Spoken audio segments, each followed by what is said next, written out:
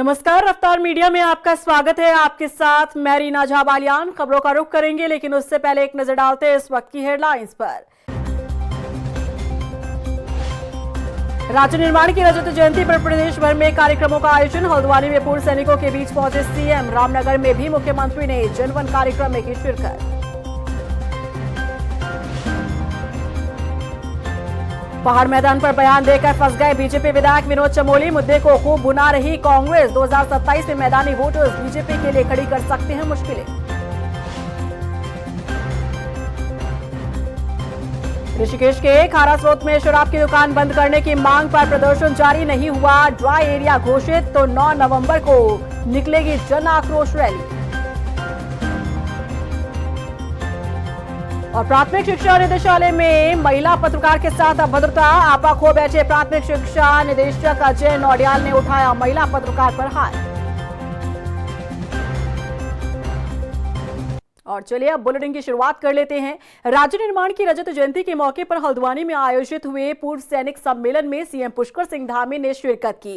कार्यक्रम में जहां सीएम धामी का भव्य स्वागत हुआ, तो वहीं मुख्यमंत्री ने भी पूर्व सैनिकों पर पुष्प वर्षा की। इस मौके पर उन्होंने कहा कि उत्तराखंड की पहचान सैनिकों से है। वो खुद सैनिकों को देखकर ही बड़े हुए हैं, क्योंकि उनके पिता भी एक सैनिक थे। उन्होंने कहा कि देवभूमि आध्यात्मिकता की ही नहीं, बल्कि शौर्य, बलिदान, पराक्रम और कर्तव्य निष्ठा की धरती है। ये वही धरती है जहां हर घर से एक बेटा सरहद में तैनात होता है। बता दें कि सीएम धामी ने शहीदों की वीरांगनाओं को भी सम्मानित किया। साथ ही सैनिक कल्याण की दिशा के लिए फैसले भी लिए गए। राज्य का रजतोत्सव है और इस रजतोत्सव पर हम सभी जो हमारे समाज के अनेक आयाम हैं, अनेक हमारे संगठन हैं, अनेक गतिविधियां चलती हैं, उन सभी के बीच में जा रहे हैं, क्योंकि सभी का योगदान अपने अपने स्थानों पर अभूतपूर्व रूप से रहा है। उसमें हमारे सैनिकों का, पूर्व सैनिकों का, वीर नारियों का, माताओं का, सैनिक परिवारों का राज्य के निर्माण में बहुत बड़ा योगदान रहा है। हमारा राज्य देवभूमि के साथ साथ वीर भूमि भी है, जहाँ हर परिवार से एक बेटा देश की सीमाओं के लिए समर्पित होता है। देखिए, हम किसी शहीद को वापस नहीं ला सकते हैं, लेकिन उसका सम्मान करना, उसकी यादों को जिंदा रखना हर देशवासी का कर्तव्य है। इनकी शान में एक विशाल सैन्यधाम देहरादून में बनकर तैयार हो गया है, जिसमें 1734 हमारे जो उत्तराखंड के शहीद हैं, उनके परिवारों की आंगन की मिट्टी लेकर हम गए हैं और उस मिट्टी को हमने अमर जवान ज्योति के नीचे स्थापित किया है। 28 नदियों का जल हम लेकर गए।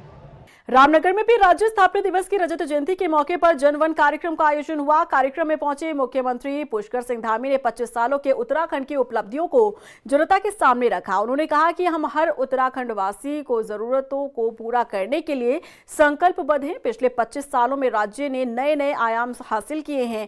आने वाले 25 साल भी उत्तराखंड के लिए स्वर्णिम दशक साबित होंगे। और इस दौरान सीएम धामी ने प्रधानमंत्री नरेंद्र मोदी का भी आभार जताया। उन्होंने कहा कि पीएम मोदी के मार्गदर्शन और प्रेरणा से उत्तराखंड अगले दशक में अभूतपूर्व विकास की दिशा में आगे बढ़ेगा। जनता की अपेक्षाएं पूरी करने के लिए हम कृत संकल्पित हैं और 25 सालों में राज्य के अनेक अनुभव, अनेक उपलब्धियां हासिल हुई हैं और 25 साल आने वाले राज्य के लिए स्वर्णिम हो, एक संकल्प लेकर सभी राज्यवासी एक मत से, एक भाव से, कंधे से कंधा मिलाते हुए, कदम से कदम मिलाते हुए हमारे प्रधानमंत्री श्री मोदी जी की प्रेरणा से एक दशक, ये उत्तराखंड का दशक होगा जो उन्होंने कहा था 21वीं सदी का, उस दशक को बनाने का काम करेंगे। रुड़की पहुंचे राज्यसभा सांसद नरेश बंसल ने 25 सालों के उत्तराखंड को लेकर तमाम जानकारियां दी। उन्होंने धामी सरकार की उपलब्धियों को गिनाते हुए कहा कि उत्तराखंड में विकास की बयार बह रही है। राज्य सरकार ने युवाओं के साथ ही महिलाओं के हित में भी कई अहम फैसले लिए हैं। प्रदेश में किसानों से लेकर पूर्व सैनिक तक जन कल्याणकारी योजनाओं का लाभ ले रहे हैं।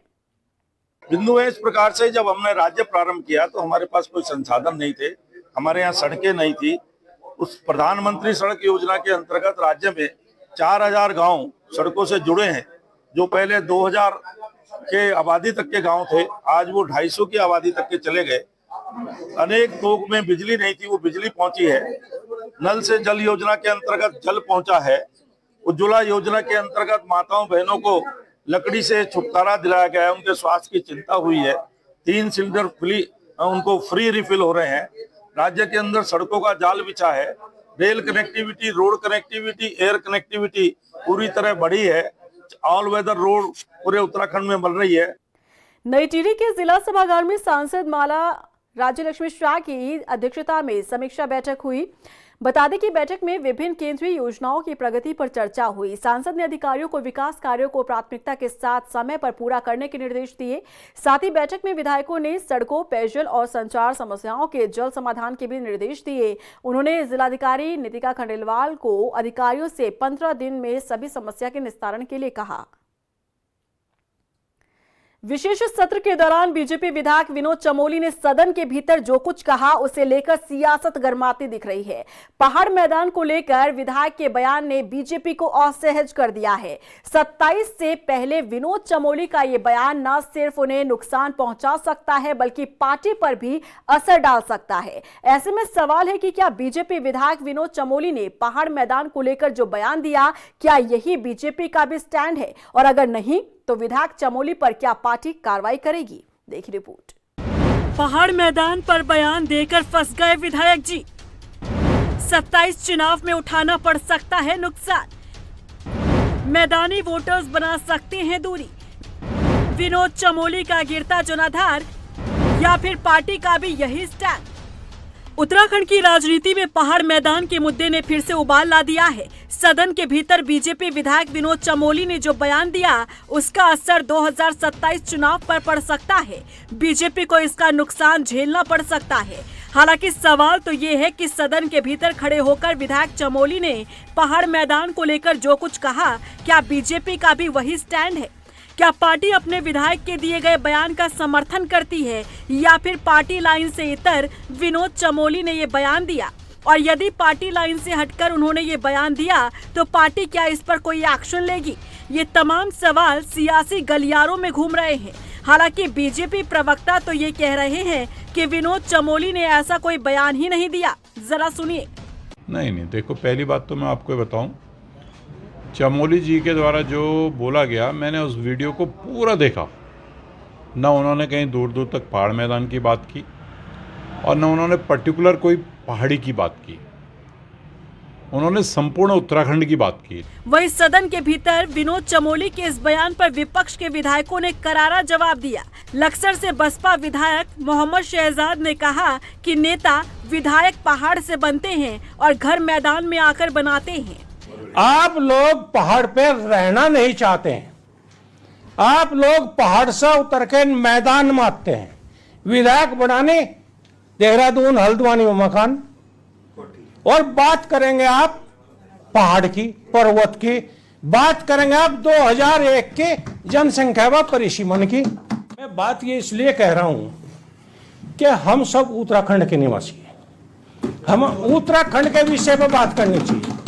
हमें पर्वत पे, पहाड़ पे पलायन कैसे रुकेगा, उन्हें आप वहां रोजगार कैसे देंगे, आप इस पर चर्चा क्यों नहीं करते? मैं आज कार्ड पढ़ रहा था आशा नौटियाल जी का, विधायक केदारनाथ सर रह रहे हैं जोगीवाड़े में। कांग्रेस प्रदेश उपाध्यक्ष सूर्यकांत धस्माना ने कहा कि क्षेत्रवाद करना प्रदेश के लिए भला नहीं है, इससे नुकसान ही हो सकता है। ऐसे बयान देने वालों को आत्ममंथन करना चाहिए। लेकिन आज 25 साल बाद हम उसी तरह की भावनाएं, जो सदन के अंदर दुर्भाग्यपूर्ण स्थिति है कि राज्य के अंदर हम बजाय इसके कि हम एक रोड मैप तैयार करते, राज्य के विकास के बारे में चर्चा करते, आने वाले 25 सालों में राज्य कैसा बने, यहाँ के नौनिहालों का भविष्य कैसा बने, यहाँ की माता बहनों के कष्ट दूर कैसे हों, यहाँ के राज्य के उन लोगों के सपने, जिन लोगों ने उत्तराखंड के लिए शहादतें दी, उन लोगों के सपने कैसे पूरे हों। हम इन विकार की बहस में पूरे समय व्यर्थ किया और बहुत सारे महत्वपूर्ण नेताओं ने, मैं किसी का नाम नहीं लेना चाहूँगा, लेकिन बहुत सारे ऐसे लोगों से जिनसे बहुत अपेक्षाएं हैं, उन लोगों ने जिस प्रकार की बातें करी हैं, पहाड़, मैदान, गढ़वाल, कुमाऊं, तराई, इस तरह की बातें सदन में नहीं होनी चाहिए। बीजेपी विधायक विनोद चमोली द्वारा दिए गए पहाड़ मैदान के बयान को बीजेपी भले ही अभी हल्के में लेती दिख रही हो, लेकिन विपक्षी दल इस मुद्दे को हाथ से जाने नहीं देना चाहते। हैरानी की बात तो ये है कि विनोद चमोली खुद मैदानी क्षेत्र का प्रतिनिधित्व करते हैं, बावजूद इसके मैदानी और बाहरी लोगों के लिए एक जनप्रतिनिधि का ऐसा बयान कई सवाल खड़े करता है और कहीं 2027 में यही बयान बीजेपी विधायक विनोद चमोली और उनकी पार्टी को नुकसान न पहुंचा जाए। रफ्तार मीडिया के लिए देहरादून से सुशांत सिंह के साथ ब्यूरो रिपोर्ट। हरिद्वार के ज्वालापुर से कांग्रेस विधायक रवि बहादुर ने भी विधायक विनोद चमोली पर पलटवार किया है। कांग्रेस विधायक रवि बहादुर ने आरोप लगाया कि सदन में बीजेपी विधायकों ने हरिद्वार को लेकर दोहरी और तुच्छ मानसिकता को अपनाया। उन्होंने कहा कि जिस हरि की नगरी में हर तीसरे चौथे दिन मुख्यमंत्री दौरे पर आते हैं, उन्हीं के विधायकों में हरिद्वार को लेकर इतना जहर है कि वो हरिद्वार वासियों को उत्तराखंडी नहीं मानते। बता दें कि इस मामले पर कांग्रेस महानगर अध्यक्ष राजेंद्र चौधरी ने भी बीजेपी विधायकों पर निशाना साधा। भाजपा भारतीय जनता पार्टी के विधायकों द्वारा ऐसी दोहरी मानसिकता, ऐसी तुच्छ मानसिकता हरिद्वार के लिए अपनाई गई है कि उन्हें हर चीज हरिद्वार से चाह रही है।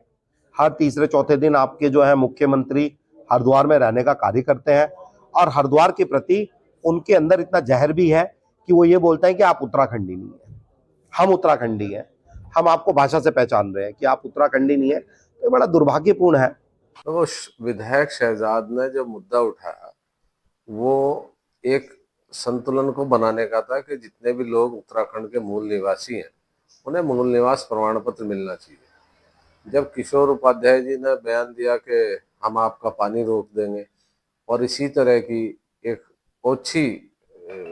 ओछा बयान विनोद चमोली जी ने दिया और विधानसभा अध्यक्ष रितु खंडूड़ी जी का कि उन्होंने उन्हें रोका नहीं, डांटा नहीं और उन्हें सदन से बाहर नहीं किया। जहां तक सवाल किशोर उपाध्याय जी का है, उन्होंने दो पूर्व प्रधानमंत्रियों के साथ काम किया है जिन्होंने पूरे देश के लिए बिना भेदभाव के, बिना क्षेत्रवाद के, बिना जातिवाद के काम किया। तो मुझे लगता है कि उन्होंने इतने अनुभवी लोगों के साथ काम करने के बाद भी कुछ सीखा नहीं है। ऋषिकेश के खारा स्रोत से शराब की दुकान हटाने की मांग कर रहे लोगों ने बड़ा ऐलान कर दिया है। नाराज लोग प्रधानमंत्री नरेंद्र मोदी के दौरे यानी राज्य स्थापना दिवस के दिन विशाल जन आक्रोश रैली निकालने की तैयारी कर रहे हैं। इस रैली को लेकर आमरण अनशन पर बैठे राज्य आंदोलनकारी विकास चंद्र रयाल का कहना है कि सरकार ने तीर्थ नगरी को समय रहते ड्राई एरिया घोषित नहीं किया तो राज्य स्थापना दिवस के दिन राज्य शराब दिवस मनाया जाएगा। देखिए, हमारे हाथ पे कर्म है और कर्म को हम बड़ा मानते हैं और हम लगातार इस आंदोलन को अभी जारी रखेंगे और पूरा प्रयास करेंगे संवैधानिक तरीके से भी और लोकतांत्रिक तरीके से भी कि जब तक ये देवभूमि में और चारधाम यात्रा के मुख्य द्वार में ये शराब का ठेका नहीं हट जाता है, हम लोग तब तक लड़ाई लड़ते रहेंगे। उन सारे संगठनों से पुनः मातृशक्ति से भी अपील करूंगा कि 9 नवंबर को राज्य स्थापना दिवस के रूप में जिस दिन सरकार पूरा जो है ये अपनी रजत जयंती मना रही है राज्य बनाने की, और 9 नवंबर को जो हमारा राज्य स्थापना दिवस है, इस राज्य को बनाने की जो भावना थी, जो सपना हमारे उन आंदोलनकारियों ने देखा था, वो सपने बिल्कुल टूट चुके हैं। आज की आत्माएं तड़प रही होंगी, रो रही होंगी कि उन्होंने किस राज्य की कल्पना करी थी। राजधानी देहरादून में डीएलएड प्रशिक्षक नियुक्ति को लेकर प्राथमिक शिक्षा निदेशालय में प्रदर्शन कर रहे प्रदर्शनकारियों की खबर कवरेज करने गई महिला के साथ प्राथमिक शिक्षा निदेशक अजय नौडियाल ने अभद्रता की। बता दें कि मर्यादा की सभी सीमा को पार करते हुए आपा खो बैठे अधिकारी ने जब महिला पत्रकार पर हाथ उठाने की कोशिश की तो वहां मौजूद लोगों ने उन्हें रोक दिया, लेकिन यह घटना कैमरे में कैद हो गई, जो अब वायरल है और हर कोई इसकी निंदा कर रहा है। मंगलौर सामुदायिक स्वास्थ्य केंद्र में व्यवस्था को दुरुस्त किया जा रहा है। जानकारी के मुताबिक सामुदायिक स्वास्थ्य केंद्र में अब कई जांचें निःशुल्क करवाई जा रही हैं। बता दें कि इसका उद्देश्य है कि मरीजों को प्राइवेट लैब में मोटी रकम ना देनी पड़े। सरकार की इस पहल को लेकर चिकित्सा प्रभारी ने बताया कि मौजूदा वक्त में सीएचसी सेंटर में वो तमाम जांचें हो रही है जिसका इलाज सीएचसी में ही उपलब्ध है। हमारे यहाँ पे सिर्फ 2 प्रकार की लैब है हमारे पास में। एक तो हमारे विभागीय लैब है जो हमारे विभाग पूरा कंडक्ट कराता है। सेकंड वाले भी विभाग के द्वारा बॉन्डेड है जो स्टेट गवर्नमेंट के द्वारा की गई चंदन लैब है। हमारे यहाँ पे लगभग 46 हम टेस्ट कराते हैं यहाँ पे, जो निर्धारित उसके जो मूल्य होते हैं, जो उसकी चार्ज होते हैं वो देखिए वो कराए जाते हैं। एएनसी वाले सभी फ्री होते हैं। सेकेंडली इसी के लिए कुछ टेस्टों की आवश्यकता होती है जो हमारी लैब में नहीं होते, उसके लिए राज्य सरकार के द्वारा चंदन लैब की व्यवस्था की गई है जो फ्री ऑफ कॉस्ट होता है। उसके लिए आधार कार्ड डॉक्टर का प्रिस्क्रिप्शन वो होता है। रुड़की के सोनाली पार्क स्थित पुरानी नहर में कैकिंग और केनाइंग प्रतियोगिता का आयोजन हुआ। कार्यक्रम में जहां एक और प्रशासनिक अधिकारी शामिल हुए तो वहीं दूसरी ओर जनप्रतिनिधियों ने भी हिस्सा लेकर खेलों के लिए यहां उत्साह बढ़ाया। प्रतियोगिता में प्रतियोगियों ने बेहतरीन प्रदर्शन कर दर्शकों की तालियां जीती और बता दें कि यहां प्रतियोगिता में विजय खिलाड़ी को अधिकारियों की ओर से सम्मानित किया गया। इस मौके पर जॉइंट मजिस्ट्रेट दीपक रामचंद्र सेठ ने कहा कि हमारा उद्देश्य युवाओं में खेल के प्रति रुचि बढ़ाना है। पूरा रजत जयंती का उत्साह बना रहा है हम पूरा 2 से 9 नवंबर तक। उसी के बीच में हमने एक कयाकिंग का भी इवेंट रखाया गया आज, ताकि हमारा ये ऐसा एक स्पोर्ट्स है, उसको इधर से ही निकले हुए कई लोग ओलंपियन बने हैं, नेशनल गेम्स जीते, एशियन गेम्स तक भी पहुंचे हैं, उसको और बढ़ावा देने के लिए और ऐसे एडवेंचर स्पोर्ट्स के नाते रुड़की के लिए एक और अपना फेदर जैसा मिल जाए। समारोह इस समय चल रहा है राज्य का, तो इसमें शासन के निर्देशानुसार 1 नवंबर से लेकर 9 नवंबर तक प्रत्येक दिन प्रत्येक विभाग द्वारा कार्यक्रम आयोजित किया जा रहा है। आज जिला प्रशासन के माध्यम से यहाँ कयाकिंग के कैनोइंग प्रतियोगिता हमारे जो गंगा नहर है रुड़की में वहाँ आयोजित की गई है। सड़कों पर खुलेआम घूमने वाले डॉग्स के हमलों से लोगों को बचाने के लिए अब प्लान तैयार किया गया है। आवारा घूमने वाले डॉग्स के लिए अब शेल्टर होम बनाने का फैसला लिया गया है। देहरादून में प्रदेश का पहला डॉग शेल्टर बन रहा है, जहां उन्हें खाना पीना तो मिलेगा, लेकिन उनकी आज़ादी खत्म हो जाएगी। वहीं अगर कोई कुत्तों को गोद लेना चाहता है तो उसके लिए आवेदन करना जरूरी होगा। क्या है ये पूरा मामला, देखिए इस रिपोर्ट में। देहरादून नगर निगम अब स्ट्रीट डॉग्स पर लगाम कसने जा रहा है, जो शहर में लोगों पर हमला करते हैं या जिनका व्यवहार अग्रेसिव हो गया है। नगर निगम ने इन डॉग्स के लिए राज्य का पहला डॉग शेल्टर बनाने की तैयारी शुरू कर दी है। शेल्टर के लिए शासन से मंजूरी मिल चुकी है और जल्द ही काम भी शुरू हो जाएगा। देहरादून के शंकरपुर क्षेत्र में शेल्टर बन रहा है। शेल्टर में उन्हें खाना पीना मिलेगा, लेकिन खुलेआम घूमने की आजादी छीन ली जाएगी। देहरादून की डॉग शेल्टर में हर डॉग को तब तक रखा जाएगा जब तक उनका व्यवहार सामान्य ना हो जाए। नगर निगम की एक स्पेशल कमेटी व्यवहार की जांच करेगी और फिर इसके रिकमेंडेशन के बाद ही डॉग्स को शेल्टर भेजा जाएगा। डॉग शेल्टर की जहां तक आप जो बात कहना चाह रहे हैं, वहाँ पर सिर्फ वही डॉग्स रखने चाहिए जो कि बहुत फेरोशियस हों, बहुत ज़्यादा जो काटने वाले हों, और उसको भी जो हमारी टीम पहले जांचे कि क्या वो वास्तविक में फेरोशियस हैं, क्या वो वास्तविक में पब्लिक प्लेस पे रहने लायक नहीं है। नगर निगम ने उस पर पहल करते हुए डॉग शेल्टर के लिए शंकरपुर स्थित हमारा जो गौसदन है उसमें भूमि का चयन हम लोगों का ऑलरेडी किया हुआ है। उसमें हम लोग गाइडलाइंस के तहत अब धीरे धीरे उसमें हम लोग आगे कार्यवाही करेंगे और प्रयास करेंगे कि अभी हम लोग एक चाहे छोटे स्तर पे ही डॉग शेल्टर का निर्माण करें, क्योंकि देहरादून नगर निगम क्षेत्र में इतने ज़्यादा फेरोशियस डॉग हम लोगों को देखने को नहीं मिलते हैं कि हम लोग हर डॉग को उठा करके शेल्टर में लाएं।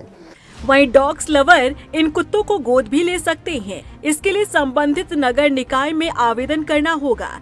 एक बार गोद लेने के बाद उसे छोड़ा नहीं जा सकता। सुप्रीम कोर्ट ने निराश्रित कुत्तों के संबंध में 22 अगस्त को आदेश जारी किया था। इसी आदेश के क्रम में शासन ने नियम जारी किए हैं। जहाँ तक गोद लेने की बात है, आवारा पशुओं के लिए गोद लेने के लिए भी बायलॉज हम लोगों के लगभग तैयार हैं। उसको तो कोई भी अगर गोद लेने में इच्छुक है तो हम लोग उसको सपोर्ट भी करते हैं। वो लोग आगे आएँ, अपना एक अनुबंध करें और उसको बाकायदा वैक्सीनेशन करें। हम लोग उनको पूरी तरह से सपोर्ट करेंगे कि वो उसको गोद लें। हम लोग उसके लिए प्रचार प्रसार के लिए भी तैयारी कर रहे हैं। इससे पहले भी हम लोगों ने पोस्टर्स के माध्यम से, जिंगल के माध्यम से, न्यूज़पेपर में पैम्पलेट के माध्यम से भी लोगों को कहा है, रिक्वेस्ट करा है कि आप लोग इस पर प्रचार करें। हम लोगों ने सभी माननीय पार्षद महोदयों से भी ये रिक्वेस्ट करी हुई है कि आप लोग भी अपने क्षेत्र में सभी लोगों को प्रचार करें।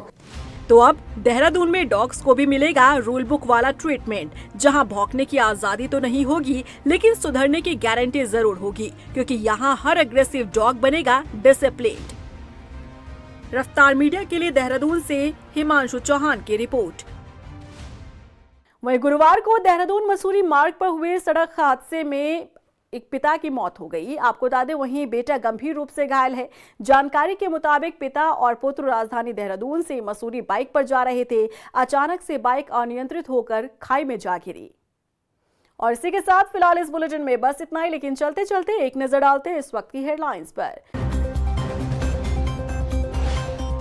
राज्य निर्माण की रजत जयंती पर प्रदेश भर में कार्यक्रमों का आयोजन। हल्द्वानी में पूर्व सैनिकों के बीच पहुंचे सीएम। रामनगर में भी मुख्यमंत्री ने जनवन कार्यक्रम में की शिरकत।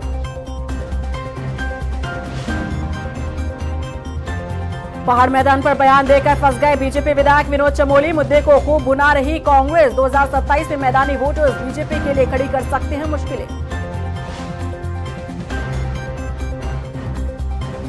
ऋषिकेश के खारा स्रोत में शराब की दुकान बंद करने की मांग पर प्रदर्शन जारी। नहीं हुआ ड्राई एरिया घोषित तो 9 नवंबर को निकलेगी जन आक्रोश रैली। और प्राथमिक शिक्षा निदेशालय में महिला पत्रकार के साथ अभद्रता। आपा खो बैठे प्राथमिक शिक्षा निदेशक अजय नौडियाल ने उठाया महिला पत्रकार पर हाथ।